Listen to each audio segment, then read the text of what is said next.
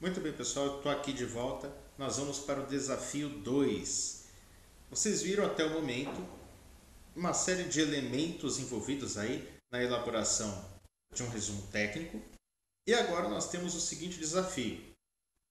A partir de um resumo real que durante esse nosso processo de pesquisa nós fizemos aí uma seleção e estamos distribuindo eles para vocês. O objetivo é vocês se colocarem na posição do professor orientador e, a partir desses resumos, tentarem analisar quais lacunas estão presentes nele. Que elementos previstos para uma elaboração de resumo técnico não está constante no material que está sendo entregue para vocês.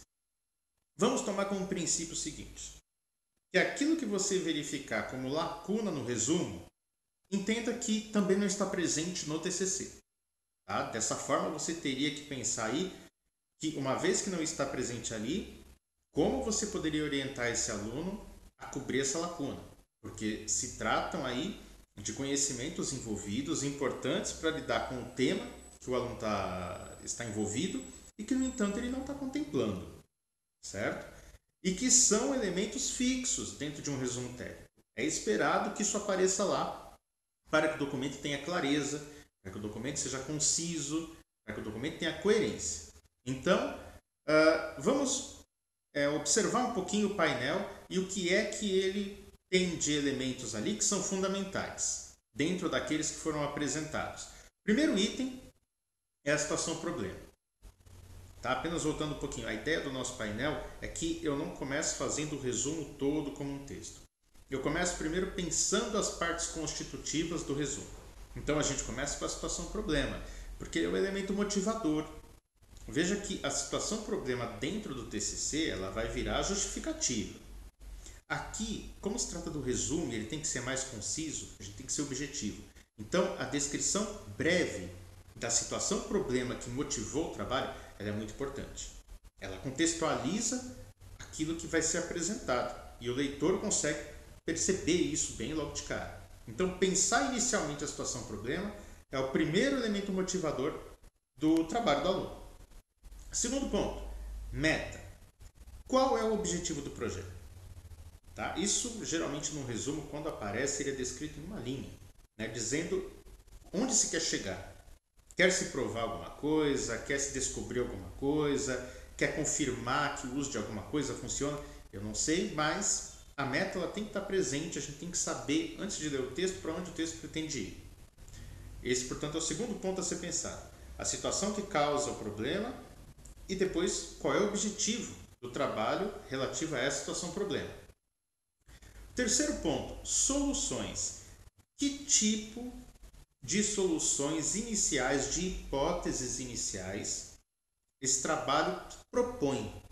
Ele quer definir alguma coisa, ele quer testar alguma coisa, ele apresenta algum caminho de solução.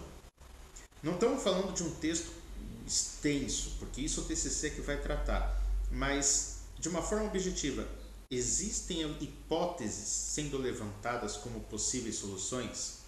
Isso geralmente deve ser evidenciado no trabalho. Traços dele têm que ser encontrados ali na leitura. Descrição de estudo de caso. Esse é o quarto item que nós procuramos. Existe um estudo de caso que está motivando esse trabalho ou exemplos de estudo de caso que são trabalhados ali como referência? Pense que, por exemplo, o trabalho ali está desenvolvendo um modelo de negócio. Né? O modelo de negócio está sendo criado do nada, ele tem algumas referências, ele tem casos que falharam, ele tem casos que funcionaram. Existe isso dentro do trabalho? Uma menção breve de alguns exemplos ou de uma análise feita, ela deveria ser elencada ali. Mais um ponto, clareza na descrição dos processos e materiais.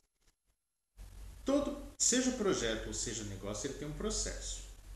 Esse processo ele é brevemente descrito no resumo. Existe clareza, se percebe para onde ele vai, né? Ele está seguindo qual caminho, que materiais ele está utilizando, Isso nos permite definir um pouquinho o escopo, né, de para onde que esse trabalho está indo, o que é que o aluno está levantando como possibilidade para trabalhar aquelas soluções. Depois, cronograma e custos. Qual é o tempo de trabalho? Veja que às vezes a gente não atenta muito para isso, por dois motivos. Às vezes, quando a gente trabalha com negócio, a gente já estima 1 ano, que é o que a gente vai ver aí de se a coisa resiste ou não. Às vezes, a gente coloca o nosso próprio tempo do curso, põe ali 6 meses corrido. Mas vamos pensar que o aluno está trabalhando numa situação real e que o contexto ele nos define tempos. Tá? Então, qual é o tempo estimado? É uma pesquisa feita? Ela ocorre de quando a quando? E existem custos envolvidos, né? Nós vimos nas pesquisas que nós fizemos, que depois vocês vão poder identificar lá no nosso ambiente de aprendizagem, a pesquisa ela demonstra que praticamente 100% dos trabalhos analisados não analisa custos. Né? Isso, de uma certa forma, retira a materialidade do projeto, porque mesmo uma pesquisa ela envolve custos envolvidos, porque o custo é um delimitador. Né? Existe um limite de custo para tal situação, aquela região, para encontrar tal solução, quanto ela dispõe mais ou menos de recurso. Então, isso nos ajuda a delimitar o trabalho que está sendo realizado. Certo? Próximo item, resultados. Né? Quais são os resultados esperados com esse trabalho? Ele existe?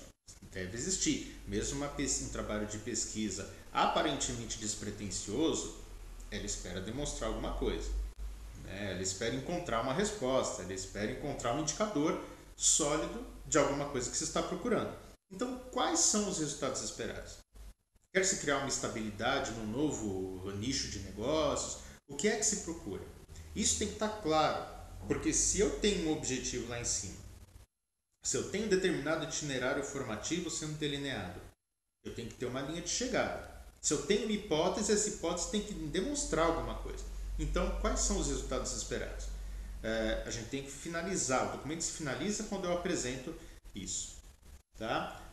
Nós temos mais 2 pontos. Né? Após passar por toda essa trajetória, nós temos, enfim, os 2 últimos quadros, que é o resumo em um parágrafo, ou seja, depois de passar por todo esse conjunto, como eu aglutino isso em um único texto composto por um único parágrafo? Tá? Veja que mesmo quando eu preencho cada um dos campos ali acima, ao final eu tenho que fazer um amarrado no texto, tá? De modo que ele fique claro e fique técnico, certo? Então, o último campo é o campo onde o resumo propriamente dito é escrito, contém todos aqueles elementos. E ao lado já tem o paralelo com o campo de palavra-chave. Que palavras-chave são aquelas que representam o que o resumo está apresentando? Como eu percebo a centralidade desse trabalho?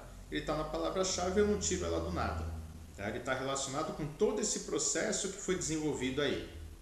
Então, o nosso objetivo é, a partir de um desses resumos que vocês selecionaram aí, ou foram sorteados, vocês vão pegar e vão fazer uma análise. Separem o texto, vocês vão desmanchar o texto todo e vão reescrever cada uma das partes no post-it e enquadrar dentro do campo específico. Ao final, sobrou alguma lacuna? Teve algo que não foi preenchido? Como você reescreveria isso? Você consegue perceber para que ponto a coisa iria? O objetivo final desse desafio é vocês tentarem preencher todo o painel a partir do resumo que vocês têm em mãos. Os resumos não estão completos. E às vezes, mesmo quando ele está completo, pode ter alguma característica formal, como por exemplo, resumo em um parágrafo. Observe, vejam que já foi apresentado para vocês os elementos de um resumo. Aqui nós apresentamos principalmente os elementos conceituais do resumo. Mas não se esqueça que o resumo também tem os seus elementos formais. Então vamos tomar cuidado para que eles também apareçam no último campo do resumo. Ok? Esse é o desafio de vocês e eu espero que vocês tenham aproveitado bastante essa capacitação e queremos ver os resultados depois. Muito bem, muito obrigado e vamos lá!